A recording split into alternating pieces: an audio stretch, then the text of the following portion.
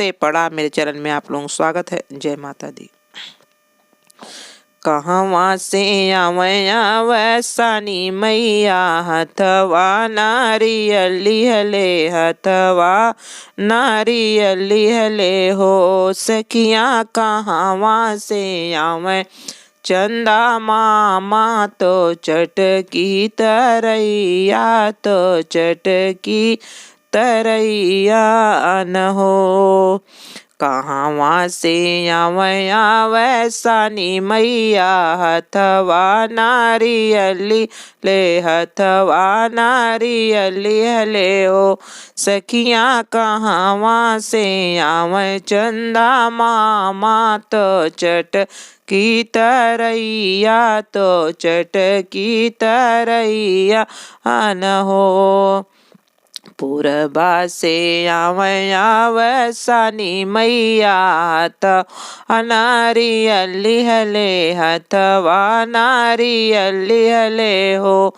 सखिया ऊपरा से आवै चंदा मामा, तो चटकी तरैया, तो चटकी तरैया न हो। पूरबा से आवै सानी मैया, हथवा नारियले, हथवा नारियली हले हो।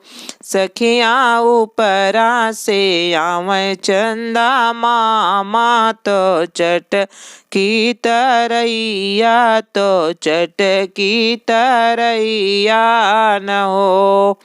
कहवा बैठैया वै सानी मैया, हथवा नारियले, हथवा नारियली हले हो।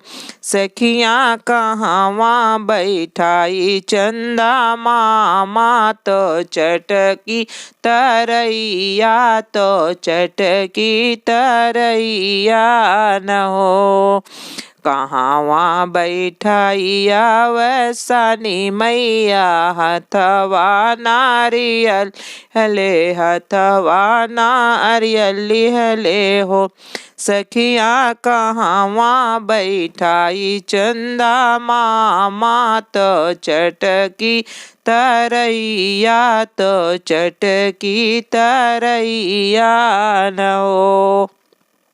आंगने बैठावाया सानी मैया, हथवा नारियली हले, हथवा नारियली हले हो। सखिया दुआरे बैठावा चंदा मामा, तो चटकी तरैया, तो चटकी तरैया न हो।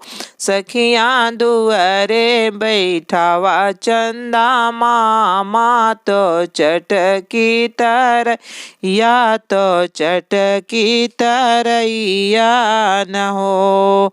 कहवा से आवै सानी मैया, हथवा नारियली हले, हथवा नारियली हले हो।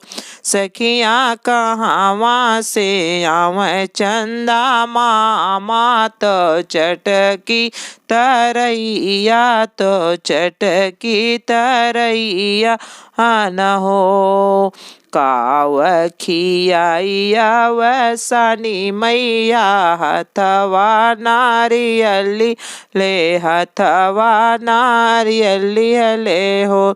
सखिया काव खियाई चंदा मामा, तो चटकी तरैया, तो चटकी तरैया न हो।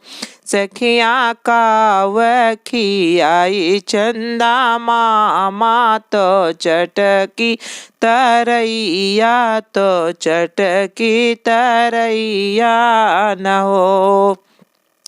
लाई चना मिठाई खियावाया सानी मैया, तो हथवा नारियली हले, हाथवा नारियल लिहले हो सखियाँ दूध भात खियावा चंदा मामा तो चटकी तरैया तो चटकी तरैया न हो सखियाँ दूध भात खियावा चंदा मामा तो चटकी तरैया तो चटकी तरैया न हो सखियाँ दूध भात खियावा चंदा मामा तो चटकी तरैया तो चटकी तरैया न हो।